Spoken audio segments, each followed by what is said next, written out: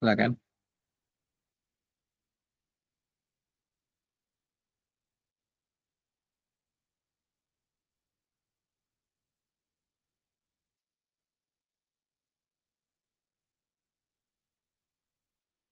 Mana suaranya, Saleh? Ya, tunggu Ustaz. Bismillahirrahmanirrahim. Kami akan menjelaskan pengertian dari sunnah. Sunnah secara bahasa, sunnah artinya ialah as-sirah atau perjalanan hidup atau thariqah, cara hidup. Dalam Arab disebutkan was-sunnatu siratu hasanatut kanat au qabihah, yang artinya as-sunnah artinya as-sirah, perjalanan hidup, baik yang bagus maupun yang jelek.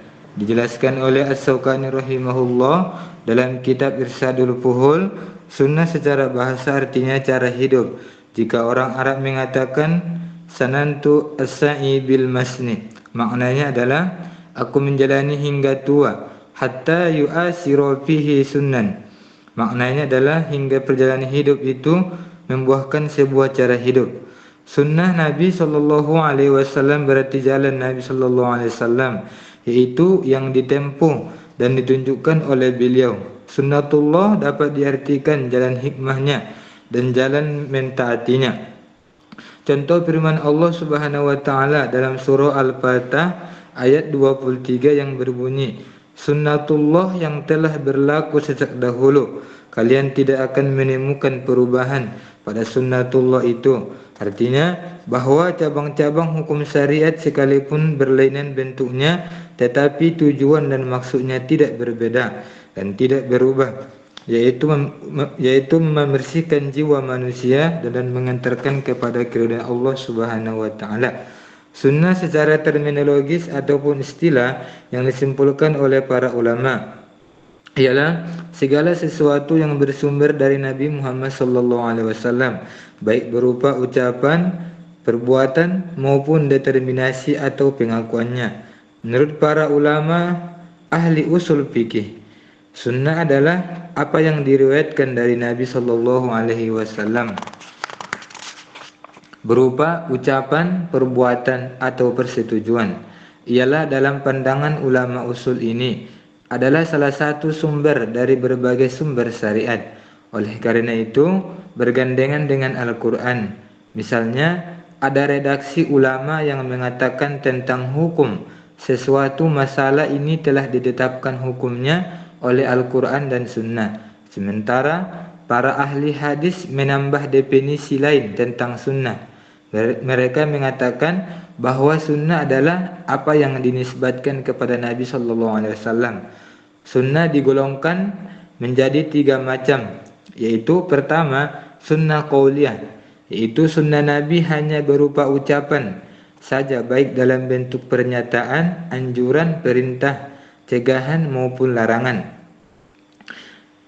Yang dimaksud dengan pernyataan Nabi di sini adalah sabda Nabi dalam merespon keadaan yang berlaku pada masa lalu, masa kininya dan masa depannya. Kadang-kadang dalam bentuk dialog para sahabat atau jawaban yang diajukan oleh sahabat atau bentuk ain seperti khutbah. Contohnya, Nabi Shallallahu alaihi wasallam bersabda, segala amal itu mengikuti niat. Bukhari wa Muslim. Yang kedua sunnah fi'liyah, itu sunnah Nabi yang berupa perbuatan Nabi yang diberitakan oleh para sahabat mengenai soal-soal ibadah dan lain-lain, seperti melaksanakan solat, manasik haji dan lain-lain. Contohnya, Nabi Shallallahu alaihi wasallam bersabda dalam hadis, bersalatlah kamu sebagaimana kamu melihat solat.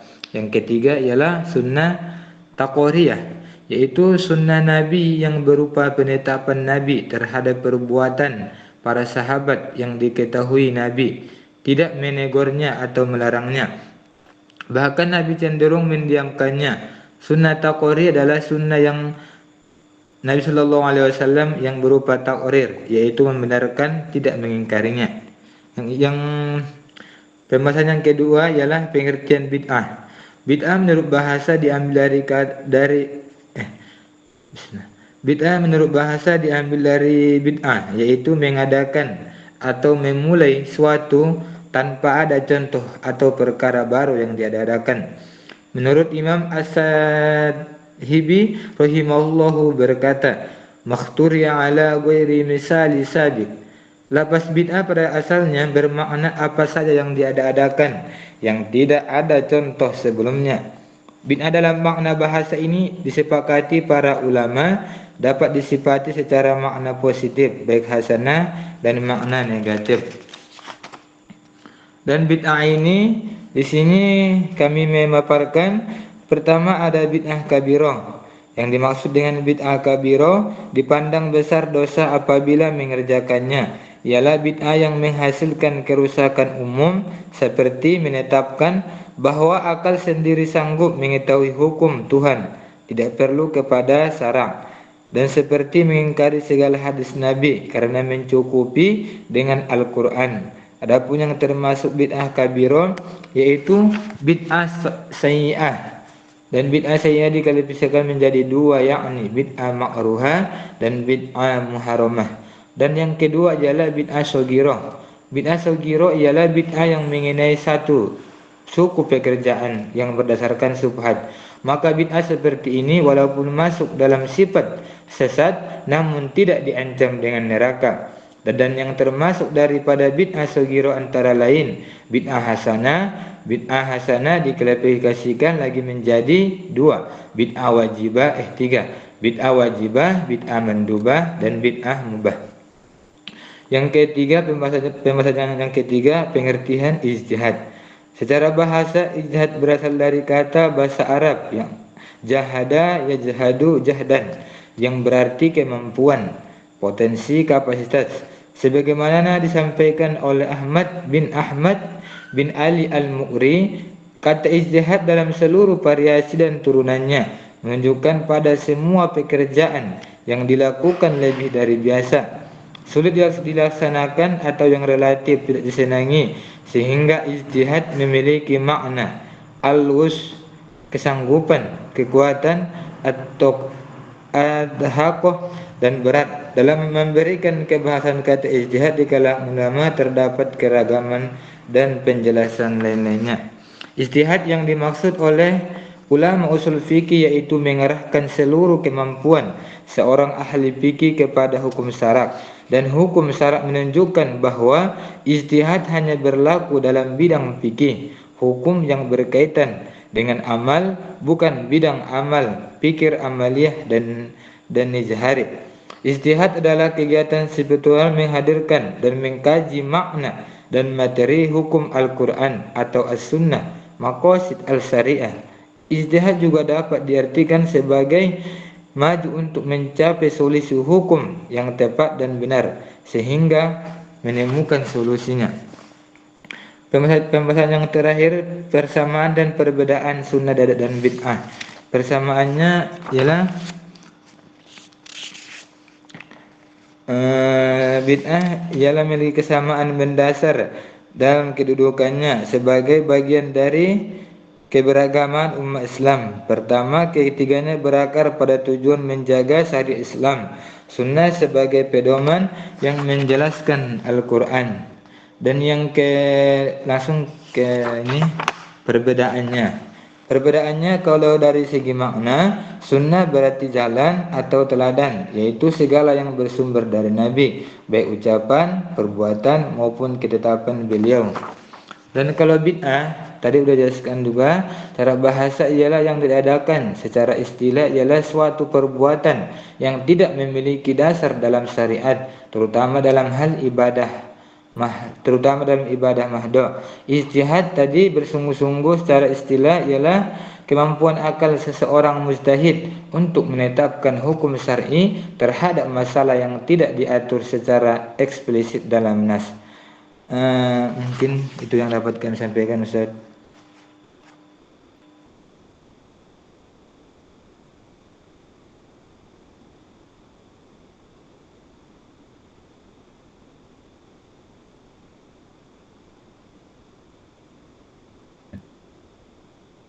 Apa kira-kira hubungan antara sunnah, bid'ah, dan ijtihad itu?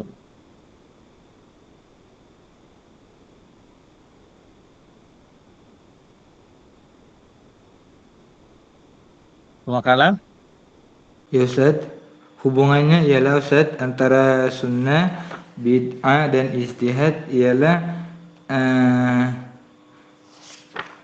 tadi kan sunnah itu Ustaz perjalanan ataupun yang diamalkan oleh Nabi, sedangkan tadi bid'ah itu yang tidak diadakan, dan sedangkan tadi ijtihad itu permasalahan dari sunnah dan bid'ah ini nanti para ulama usul fikih bisa mencari solusinya gitu Ustaz. Belum jelas ya. Baik, silakan. Ada pertanyaan? Yang lain?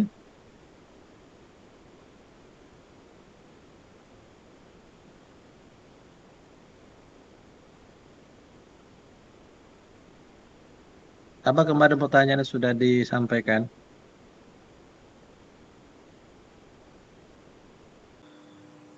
Kemarin pertanyaannya kalau nggak salah Ustaz dari saudara Irul, apa hubungannya sunnah dengan bid'ah Ustaz? Gimana?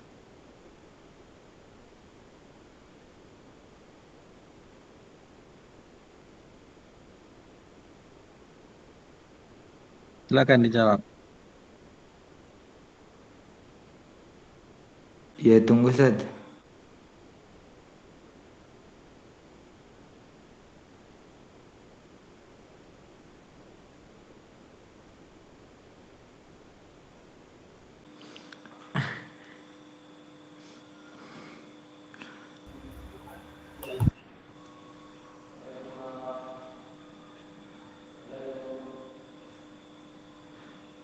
Baik, kemarin pertanyaannya gitu ya, apa?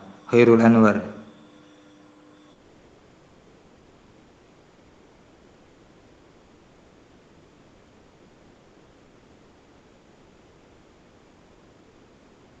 Yang mana Soleh? Kemarin pertanyaan Irul hari Kamis. Yang mana? Kemarin nggak dicatat emang Leh. Oh, kemarin itu kan hubungan sunnah dengan bid'ah.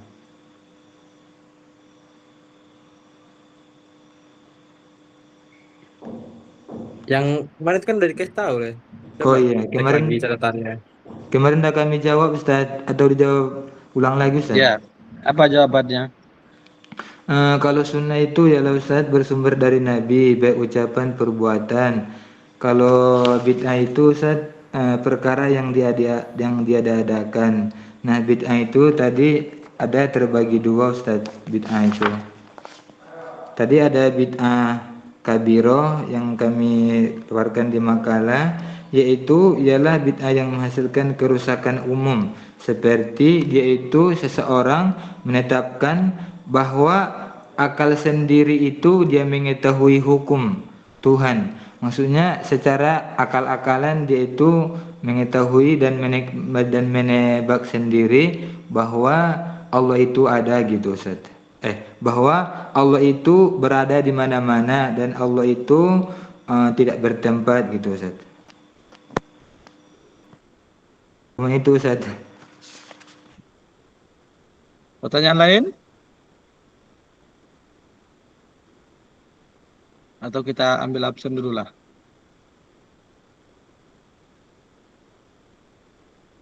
Adik Setiawan ada? Hadir Ustaz. Ahmad Jebri?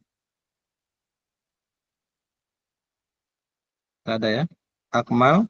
Mikrofon Bang Jeb. Oh, Ada Ahmad Jebri? ada Ustaz. Mikrofonnya nggak hidup tadi Ustaz. Akmal? Hadir Ustaz. Aldiansa? Hadir Ustaz. Aldiansa Pasaribu? Hadir Ustaz. Elpira? Hadir Ustaz. Farhan? Hadir Ustaz. Fitria Rahmadani? Hadir Ustaz. Hasbi Allah? Hadir Ustaz. Indah Budiarti? Jesse? Hadir Ustaz. Muhammad Amru? Hadir Ustaz. Khairul Anwar? Hadir Ustaz. Soleh, Hadir Ustaz. Muhlis. Mana Muhlis? Hadir Ustaz, hadir Ustaz. Hadir Ustaz. Nadia Lestari, Hadir Ustad. Nadia. Hadir Ustad. Hadir. Putri Permata, Hadir Ustad. Sela Paramita, Hadir Ustad. Suci Astri, Hadir Ustaz. ada Suci, Hadir Ustaz. Susi Mardewi, Hadir Ustad. Sapril, Hadir Ustaz, hadir. Samil, Hadir Ustaz. Tesa Palisa, Ustad. Hadir Ustad. Ya, Yana, Hadir Ustad. Zaki Ali Pratama. Hadir. Hadir. Silakan yang lain, ada pertanyaan lagi? Soalnya saya ingin bertanya soalnya di makalah Silakan. kan dituliskan bahwa bid'ah itu ada bid'ah kabiro dan bid'ah sogiro dalam tingkatan dosa yang berbeda. Jadi adakah dasar dalil yang mendasari bahwa bid'ah itu ada bid'ah kabiro atau sogiro, atau ada ijtihad ulama yang mengatakan seperti itu?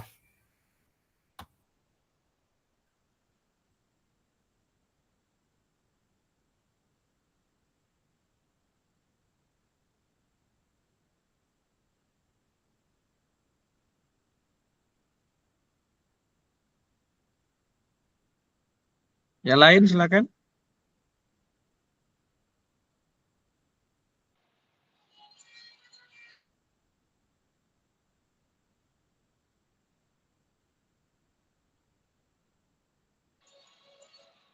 Baik Ustadz, Silakan saya ingin jawab dulu. Oh, ya, silakan.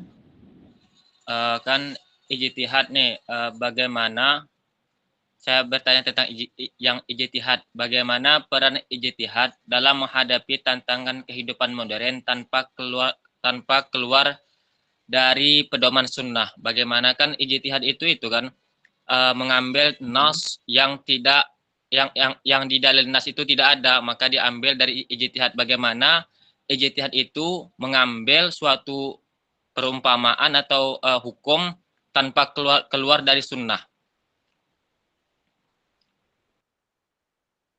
Ya. Silakan dijawab pemakalah.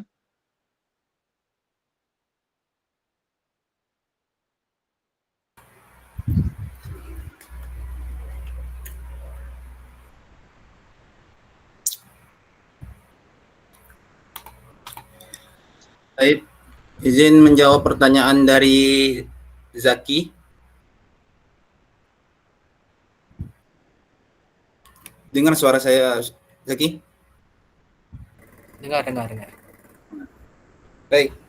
Yang pertanyaan dari Antum kan menanyakan terbagi menjadi dua, yaitu kabiro dan sogiro. Poinnya, apakah ada dalil atau dasar atas pembagian bid'ah sogiro dan kabiro atau dengan ijtihad gitu kan? Jadi pembagian itu, Zaki, menurut pemahaman saya, itu ibarat perumpamaan istilah para ulama untuk membagi bid'ah. Nanti yang termasuk bid'ah kabiro ada akar-akar ke bawahnya yang seperti bid'ah hakikiyah gitu. Sedangkan sogiro nanti terbagi juga ke bid'ah idofiyah. Jadi simpulannya itu ibarat istilah lah supaya kita sebagai umat muslim bisa memahami gitu.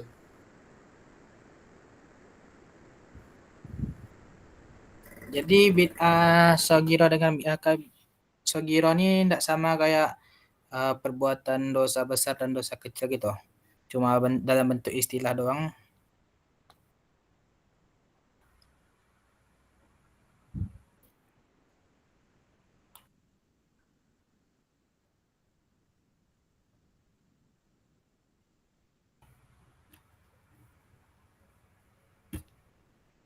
bisa jadi kedua-duanya sih. Nanti kalau kita membuat bid'ah kan ya perumpamaan dolala gitu kan. Ibarat maksiat juga gitu. Berbuat mengada-adakan sesuatu gitu. Siapa ulama yang mengistilahkan ada bid'ah, kabiro dengan soiro itu? Mewakalah?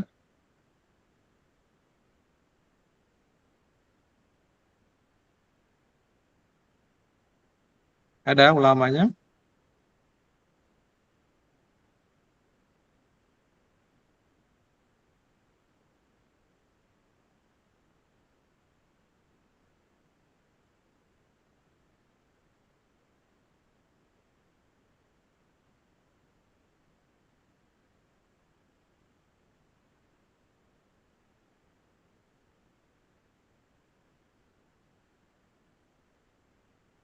Ada.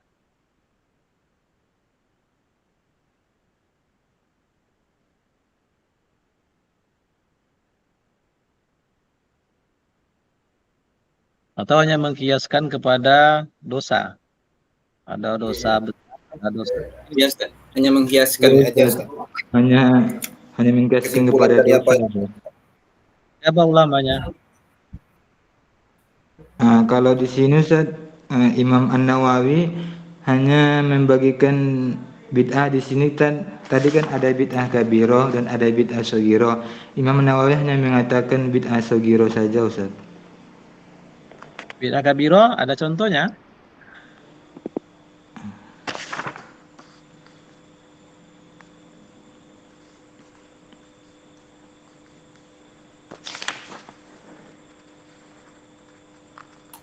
Contoh. Apa contohnya? Bid'ah kabiroh, bid'ah yang dianggap besar. Contohnya itu terletak pada kaum Syiah, Ustaz. Mu'tazilah, Seperti apa itu? Khawarij. Gimana, Ustaz? Seperti apa? Bid'ah kabiro orang-orang Syiah itu seperti apa?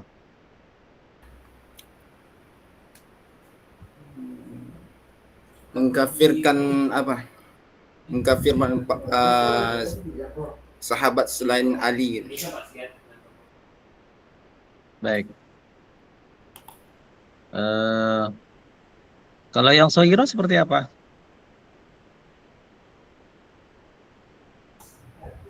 Kalau yang sogiro ibarat menyatukan adat istiadat dengan peribadatan, Ustaz. Atau amalia Apa contoh gitu, Ustaz. contoh perbuatannya apa? Contohnya seperti tahlilan. Apa Ustaz menggunakan musik Islami dalam acara-acara kegiatan agama Ustaz, dan membuat amalan-amalan tambahan. Memang istilah kabiroh ini itu jarang kita dengar itu. Kalau yang sering didengar ada bid'ah mukaffirah, ada bid'ah yang menjadikan pelakunya keluar dari Islam. Namanya bid'ah orang-orang Syiah yang meyakini bahwa di dalam diri Ali itu ada Tuhan. Nah, itu bisa mengeluarkan daripada Islam, karena itu menyekutukan Allah. Nah, itu ya. Kemudian ada yang tidak ghairu mukaffirah, yang tidak mengeluarkan daripada Islam.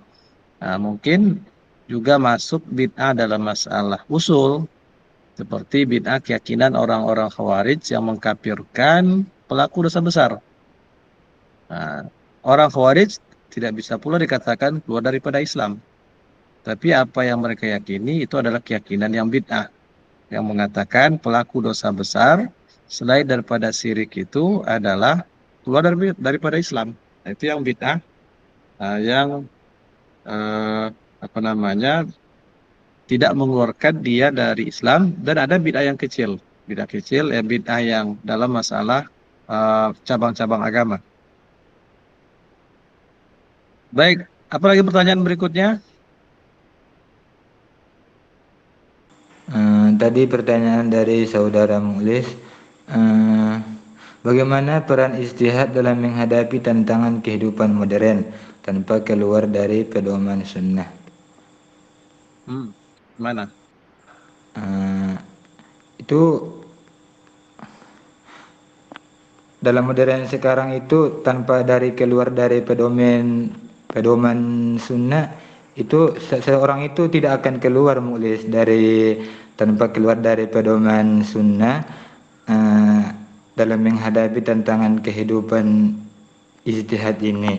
Tapi bagaimana caranya? Pertama itu kita menafsirkan dari Al-Quran. Ijtihad ini membantu menafsirkan dalil syar'i, Al-Quran dan hadis. Nah, dari sini dapat kita simpulkan bahwa dalam menghadapi tantangan sekarang, orang-orang itu tidak akan bisa keluar dari sunnah dalam konteks kehidupan modern sehingga dapat diterapkan dalam kehidupan sehari-hari secara relevan dan efektif. Dan yang kedua, agar kita tidak keluar, itu kita mengatasi masalah baru. Contoh tadi dalam makalah kami tadi jelaskan bahwa ijtihad bisa memungkinkan ulama ataupun ulama usul fikih memberikan solusi atas masalah-masalah baru yang tidak ada pada zaman Nabi. Dan yang ketiga ialah menjaga kemaslahatan. Ijtihad bertujuan untuk menjaga kemaslahatan umat dan mencegah kemudaratan sehingga dapat membantu menghadapi tantangan kehidupan modern dengan bijak. Dan yang keempat, mengembangkan hukum Islam. Ijtihad memungkinkan mengembangkan hukum Islam yang sesuai dengan kebutuhan zaman tanpa mengubah prinsip-prinsip dasar syariat yang telah ditentukan. Gimana saudara Mulis? Baik, kan tadi si pemakalah menjelaskan bahwasanya ijtihad itu harus berdasarkan Al-Quran dan Sunnah. Seandainya pada era sekarang tidak ada di Quran, tidak ada di Sunnah, bagaimana, apakah boleh kita mengkiaskan sesuatu itu gitu dengan dalil kias gitu? Apakah boleh atau enggak? Atau hanya dua, Quran dan Sunnah?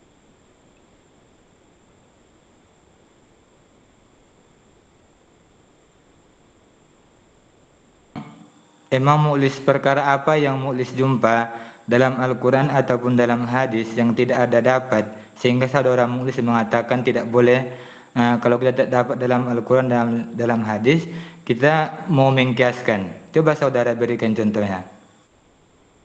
Saya cuman mengandai-andai Bu ya, aku makalah.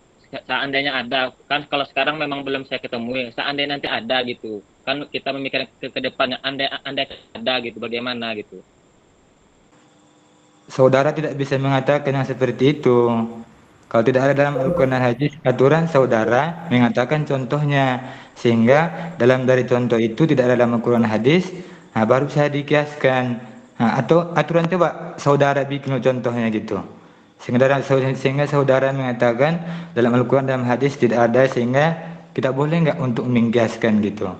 Dan kan dalam usul fikih yang semester 3 itu udah kita pelajari gitu. Gini, oke, baiklah. Tapi boleh kita berijtihad tapi harus berdasarkan Al-Quran dan Sunnah gitu ya? Iya, kan dalam tadi kan kalau misalnya tidak dalam Al-Quran kan bisa ijtihad, sehingga dalam ijtihad ini ulama bisa untuk memberikan tadi itu ulama tadi bisa memberikan, kan tadi kan tujuan ijtihad itu ialah agar tidak mencegah kemudaratan, sehingga itu membantu mengenai dari hukum-hukum yang terjadi dalam sekarang. Maka sehingga dalam konteks sekarang ketika ada hal yang bisa diterapkan, maka diterapkan agar tidak bisa menjadi permasalahan gitu. Saudara.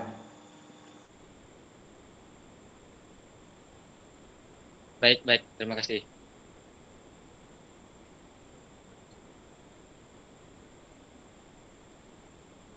Baik. Sekarang kita mengenal dulu ketiga istilah tadi. Dua istilahnya sudah familiar bagi kita, namun yang kita cari terkaitannya antara satu istilah dengan istilah yang lain. Yang pertama adalah istilah sunnah. Sunnah tadi sudah dijelaskan secara bahasa bermakna at-thariqah, atau jalan yang ditempuh, baik jalan yang baik ataupun jalan yang buruk. Itu makna daripada sunnah. Tapi sunnah dalam penggunaan istilah pada pembahasan kita ini, itu adalah semua yang bersumber dari Nabi yang bisa dijadikan sebagai dalil dalam beragama, dalam hukum syara. Kalau sunnah dalam definisi ulama hadis, nah ini kan sama-sama kita ketahui, ma'usira anin Nabi sallallahu alaihi wasallam min qaulin aw fi'lin aw taqririn. Segala yang disumberkan dari Nabi sallallahu alaihi wasallam berupa perkataan, perbuatan, ketetapan, kemudian sifatin khalqiyatin aw khuluqiyah, sifat fisik dan sifat non fisik, sa'un kanat qablal bi'sati am ba'daha, baik itu sebelum pengutusan sebagai rasul ataupun setelah diutus menjadi rasul. Nah, itu adalah sunnah dalam pandangan ulama hadis. Tapi sunnah dalam pandangan ulama usul, nah ini yang menjadi objek kajian kita. Karena ulama usul itu hanya mengkhususkan sunnah-sunnah yang bisa dijadikan sebagai dalil syar'i. Kalau sunnah yang menurut ulama hadis adalah sunnah, tapi tidak memberikan dampak hukum atau tidak terkait dengan hukum, maka dalam pembahasan ulama usul fikih itu tidak termasuk kepada sunnah. Seperti informasi tentang sifat Nabi, sifat fisik itu tidak termasuk sunnah menurut ulama usul.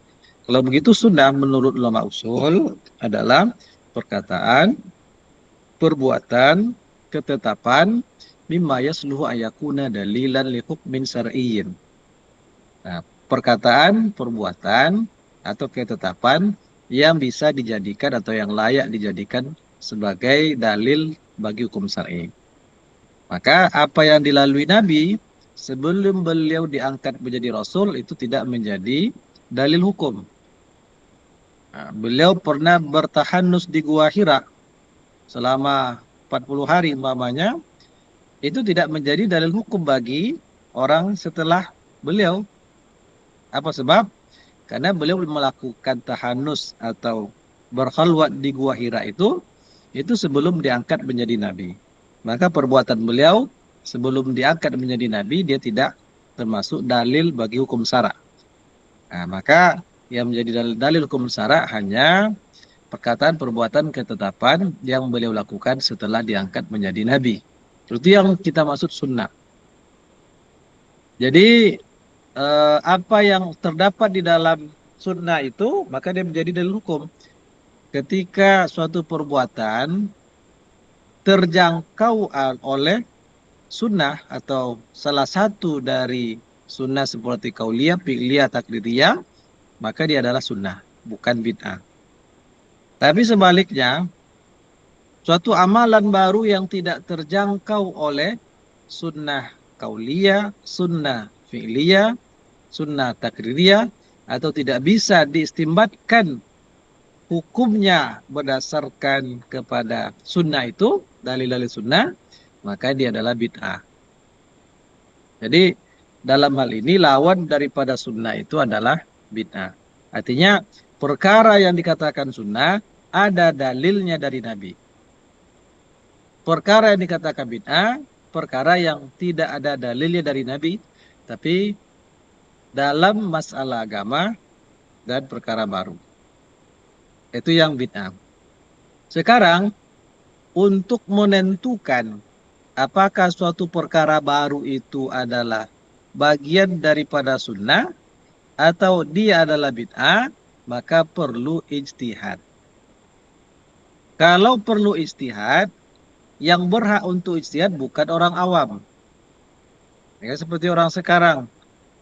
Baru taubat hari Selasa, ikut pengajian hari Rabu, kami sudah bisa berfatwa. Nah, itu tidak bisa itu. Bahkan belajar puluhan tahun pun belum tentu bisa sampai pada level seorang mujtahid. Yang berhak untuk beristihad adalah orang yang punya ilmu pada level mujtahid. Nah, maka yang paling penting kita pahami, apa itu ijtihad, siapa itu mujtahid. Itu yang penting. Makalah sudah menjelaskan apa itu ijtihad? Soleh? Sudah Ustaz.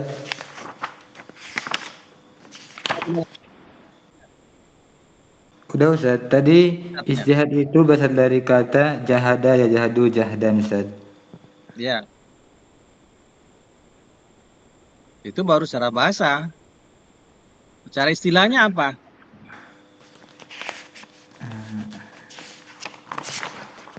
Oh, secara istilah ialah Ustaz, itu menggambarkan usaha intelektual maksimal yang dilakukan oleh seorang ahli mujtahid untuk menentukan hukum suatu masalah yang berdasarkan prinsip syar'i. Ringkasnya, ijtihad itu Ustaz, menentukan hukum suatu masalah yang berdasarkan prinsip syariah. Ya, masih ada yang kurang kayaknya. Coba kita ambil definisi yang disampaikan oleh Imam Asy-Syaukani dalam kitabnya Irsyadul Fuhul. Ini salah satu kitab usul fikih. Dia katakan secara istilah, ijtihad itu adalah bazlul wus'i fi naili hukmin syar'iyyin amaliyyin bi tariqil istinbat. Nah, bazlul wus'i. Bazlu artinya mencurahkan. Al-wus'u, wus'i, bazlul wus'i, wus'i artinya segenap kemampuan. Sehabis-habis kemampuan. Itu disini kemampuan ilmu. Kemampuan untuk berpikir.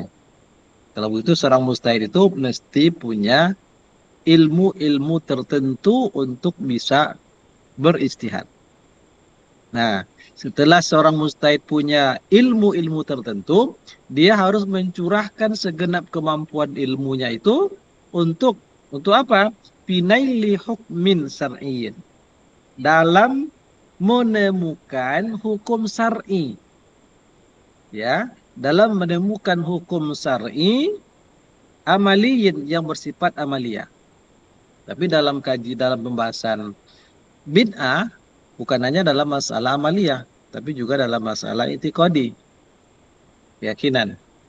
Jadi ijtihad itu mencurahkan segenap kemampuan untuk menemukan hukum syar'i yang bersifat amaliyah bitoriqil istinbat, dengan cara istinbat. Istinbat menggali hukum dengan metode-metode istinbat, penggalian hukum itu sendiri. Nah, kalau begitu kita lihat dulu di mana ladang ijtihad itu. Apakah semua masalah bisa berdasarkan ijtihad? Tentu tidak.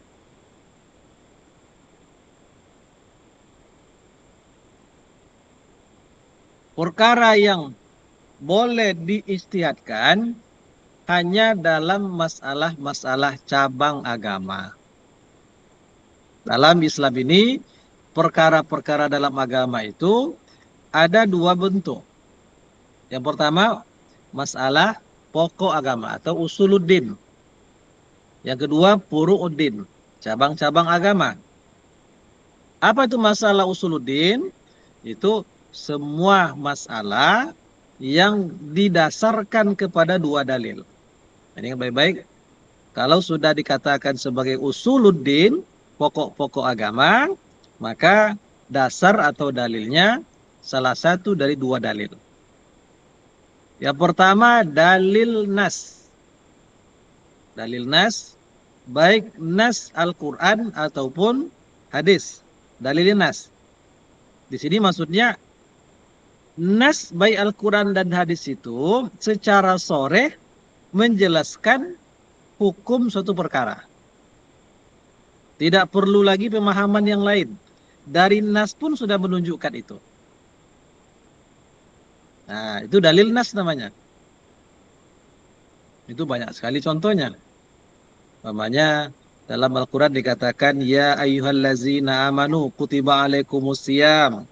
Wahai orang-orang beriman, telah diwajibkan bagi kalian berpuasa. Apa dalil kewajiban puasa? Dalil nas. Karena nasnya secara tegas mengatakan kutiba alaikumusiyam. Diwajibkan bagi kalian berpuasa. Contoh lain, seorang pencuri hukumnya potong tangan. Apa dalilnya? Dalil nas. Karena dalam surat Al-Maidah dikatakan as-sariqu was-sariqatu faqata'u aydiyahuma. Pencuri laki-laki dan pencuri perempuan potong tangan keduanya. Maka hukuman bagi pencuri yang memenuhi syarat-syarat tertentu potong tangan. Itu dalil nas. Tidak bisa dialihkan dengan yang lain. Oh, sudahlah, tidak usah potong tangan. Cukup dipenjara saja. Tidak bisa. Belum terpenuhi atau belum terlaksananya hukum Allah. Karena di situ dalilnya nas. Maka semua persoalan yang didasarkan kepada dalil nas, baik itu Al-Quran ataupun nas hadis, itu adalah masalah pokok agama. Walaupun mungkin masalah itu belum familiar bagi kita. Contoh, Ustaz nanya ini. Ada di antara antum yang ketika dalam safar perjalanan, saat masuknya waktu sholat, ketika berwudu, tidak membuka sepatu. Ada kira-kira? Ada, Pergi Ustaz. safar 2 Ya, hari, Ustaz. 3 hari. Ada? Ada, Ustaz. Apa yang dilakukan? Itu yang dilakukan mencuci sepatu, Ustaz. Nggak dicuci, Cuci Ustaz. sepatu. Nggak dicuci. Seperti disiram, dilap aja gitu, Ustaz. Disiram dikit. Yang lain ada yang melakukan itu? Tidak, Ustaz. Nah, jarang sekali. Dalam istilah fikih namanya mashul khuf. Mashul khuffain. Menyapu sepatu. Ketika berwudu, yang dalam keadaan safar itu maksimal 3 hari. Kemudian ketika masuk waktu sholat berwudu, maka tidak perlu membuka sepatu, cukup menyapu sepatu. Kira-kira mashul khuffain itu masalah usuluddin atau masalah furuddin? Furuddin, Ustaz. Furuddin. Furuddin. Hah? Furuddin. Furuddin, Ustaz. Nah, apa alasannya? Usuluddin. Usuluddin apa furuddin? Furuddin, Ustaz, karena dia termasuk dalam masalah ibadah, masalah sholat.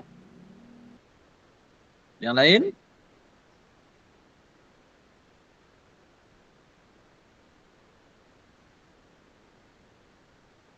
Nah, kembali kepada pembahasan kita di awal tadi.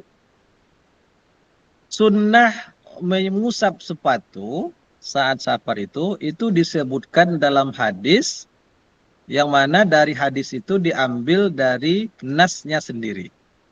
Karena di dalam hadis itu mengatakan secara tegas Rasulullah melakukan itu. Tidak membasuh, tidak membuka sepatunya, tapi setelah membasuh muka, membasuh tangan, menyapu kepala, ketika hendak di kaki, dia tidak membuka sepatunya, hanya mengusap bagian atasnya. Walaupun bagian ini masih beda pendapat, ada yang bagian atasnya, ada yang mengatakan bagian bawah, ada yang mengatakan bagian samping.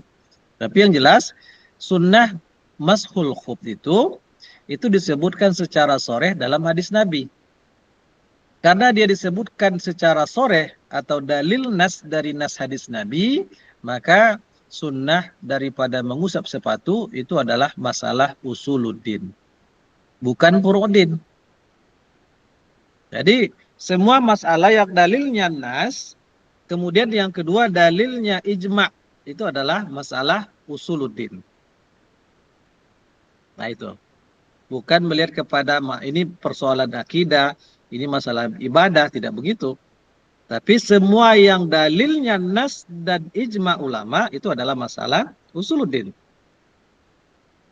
Dan persoalan yang tidak didasarkan kepada dual ini, sehingga para ulama berbeda pendapat, maka semua yang didasarkan kepada dalil tidak soreh, tidak dari nas, tidak pula ijma, itu adalah masalah furu'uddin, cabang agama.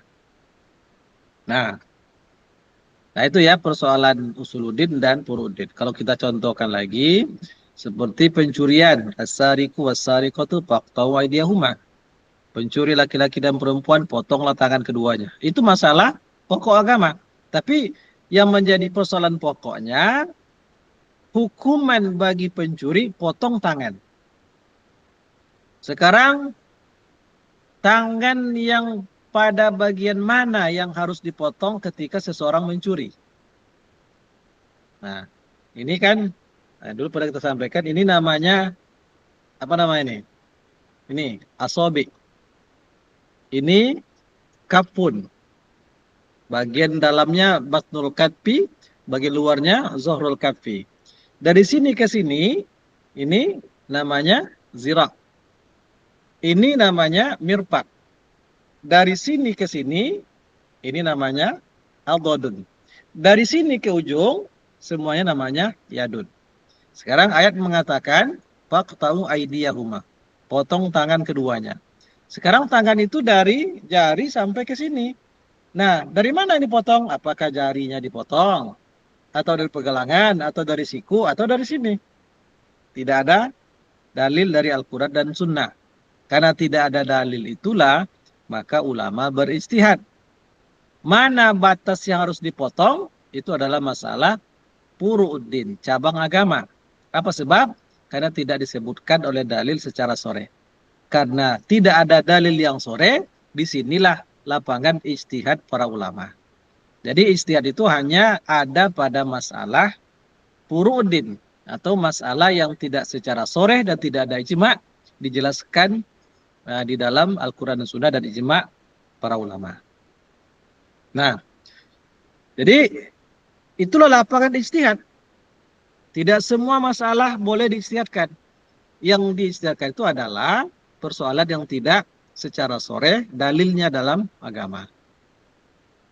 Nah, lalu tidak semua orang pula boleh beristihad. Jangan sampai orang-orang awam mengatakan ustadz itu ahli bid'ah. Itu fatal sekali. Dia kena, gurunya juga bisa kena itu. Karena bid'ah itu akan kembali kepada dirinya. Atau ada orang yang mengatakan si ulama ini ahli subhat. Nah, itu bahaya sekali itu. Yang bahaya yang mengatakan ahli subhat.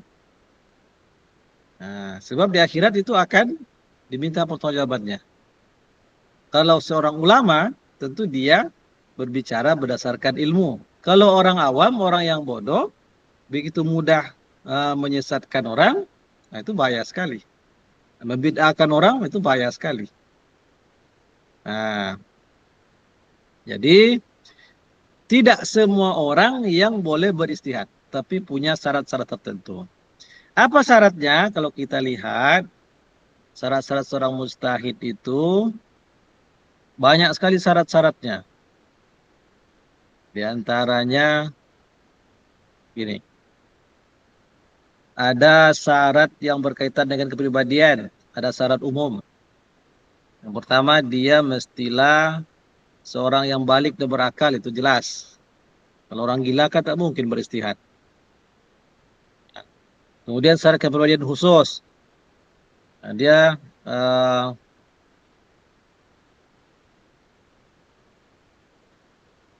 bahwa ijtihad itu merupakan karya ilmiah secara umum, namun dilakukan dan dihasilkan adalah hukum yang dinisbahkan kepada Allah. Nah, maka seorang mujtahid mesti ada persyaratan kepribadian khusus, yaitu yang berkenaan dengan zat, sifat, dan perbuatannya. Ia percaya akan keberadaan dan kemesraan. Arti akidah adalah akidah yang benar. Nah, yang kedua baru syarat dia berhubungan dengan kemampuan. Ini banyak sekali. Yang pertama, mengetahui atau menguasai ilmu alat. Ilmu alat yang utama itu adalah bahasa Arab. Dengan segala cabangnya. Mengerti nahu, mengerti sharaf, mengerti bayan, ma'ani, badi. Semua harus paham. Itu baru satu.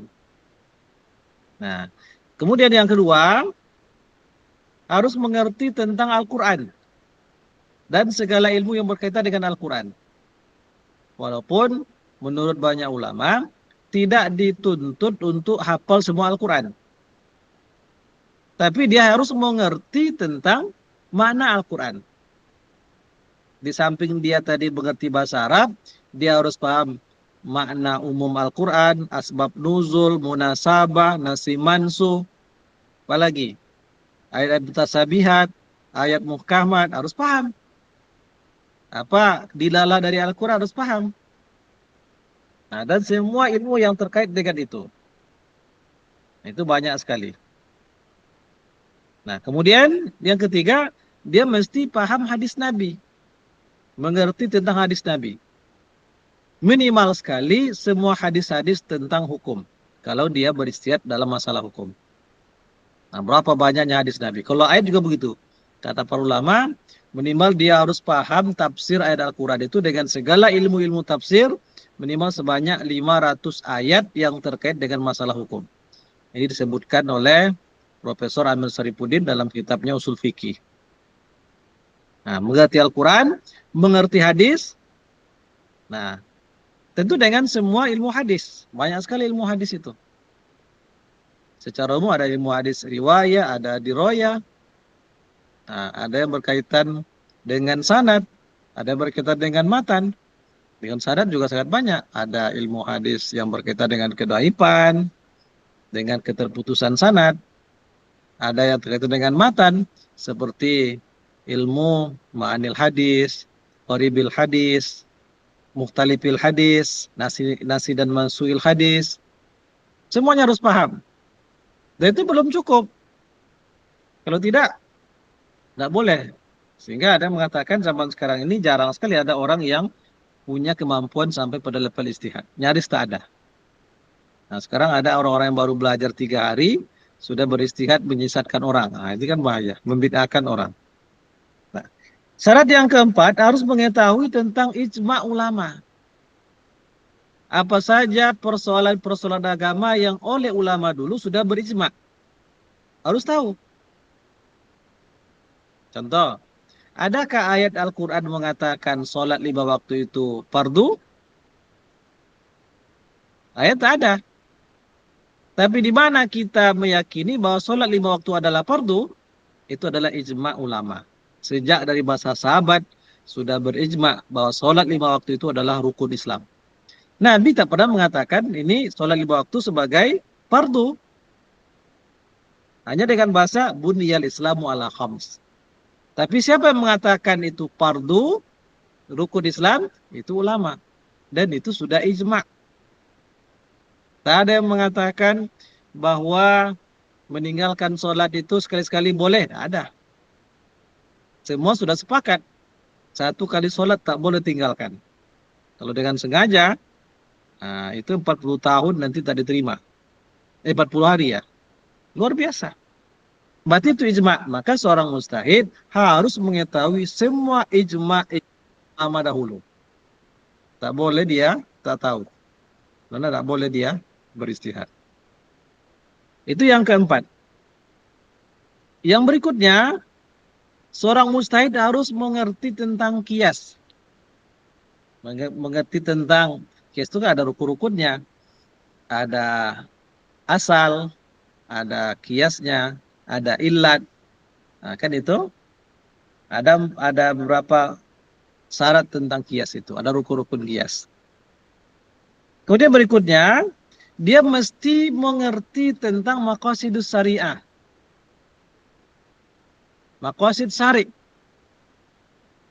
Bahwa pada semua yang Allah perintahkan, itu ada maksudnya. Walaupun ada perintah agama yang kita belum tahu apa maksudnya. Tapi banyak perintah agama yang kita tahu maksudnya. Dan maksud dari semua yang Allah perintahkan itu adalah untuk kemaslahatan. Maka seorang mujtahid mesti wajib mengetahui tentang maqasid syari'. Jadi tidak mudah untuk beristihad. Kemudian yang berikutnya mesti paham tentang ilmu usul fikih. Ilmu usul fikih itu berisikan kaedah-kaedah. Ada namanya kaedah usul, ada namanya kaedah fikhiyah. Nah, di mana lahirnya kaedah usul? Kaedah usul itu lahir dari ayat-ayat Al-Quran yang memiliki makna dan misi yang sama, maka dibangun kaedahnya. Itu kaidah usul. Atau bisa jadi kaidah usul itu dibangun berdasarkan lapas nas itu sendiri. Contoh ada kaidah la darara wa la dirar. Jangan mendatangkan mudarat kepada orang lain dan jangan pula memudaratkan diri sendiri. Itu sudah menjadi kaidah. Dari kaidah ini muncul pula nanti kaidah-kaidah fikih yang banyak. Jadi kaidah usul lahir dari nas-nas ayat Al-Quran dan nas-nas hadis Nabi. Turunannya ada kaidah fikih. Kaidah fikih ini lahir dari kaidah-kaidah usul. Nah, itu. Jadi seorang mujtahid wajib paham dengan kaidah usul dan kaidah fikih. Banyak sekali. Jadi tidak mudah. Nah, maka keterkaitannya dengan masalah bid'ah, karena menentukan bid'ah itu tidak bisa dilakukan oleh orang biasa, mesti orang yang punya kemampuan sampai pada level mujtahid, maka menilai persoalan bid'ah itu, khususnya bid'ah-bid'ah yang dipersisikan, itu hanya boleh dilakukan oleh seorang ulama yang sampai pada level mujtahid. Tapi bid'ah-bid'ah yang sore, bid'ah yang bisa dinilai oleh seorang awam, itu tidak perlu. Contoh, kalau ada orang yang mengatakan bahwa sholat subuh itu mesti 3 rakaat, itu tidak perlu mujtahid. Karena begitu jelas. Tapi dalam masalah seperti yang dulu terjadi, masalah qunut subuh, masalah apa lagi? Sekarang masalah maulid Nabi, itu tidak bisa sembarang orang. Nah, kini begitu mudahnya orang membid'ahkan maulid Nabi bid'ah. Yang kelompok ini mengatakan maulid Nabi itu sunnah. Itu perlu ijtihad dan tak sembarang orang yang boleh. Harus memenuhi persyaratan sebagai seorang mujtahid. Nah, itulah hubungan antara sunnah, bid'ah, dan ijtihad. Dan mujtahid itu pun juga bertingkat-tingkat. Kalau kita lihat pembagian mujtahid, nah, ada namanya mujtahid yang sifatnya mutlak. Artinya mujtahid yang level ini itu beristihad dengan sendirinya atau mujtahid mutlak. Nah, ini levelnya level Imam Abu Hanifah, level Imam Malik, level Imam Syafi'i, Imam Ahmad, karena mereka punya kaidah-kaidah tersendiri dalam beristihad. Dan itu berbeda antara kaidah usul dari Imam Abu Hanifah dengan Imam Syafi'i, Imam Ahmad, sangat berbeda. Contoh, di antara kaidah yang dipakai oleh Imam Abu Hanifah, kalau hadis Nabi walaupun dia sahih, tapi dia hadis ini tidak sampai pada level mutawatir, tapi dia sahih.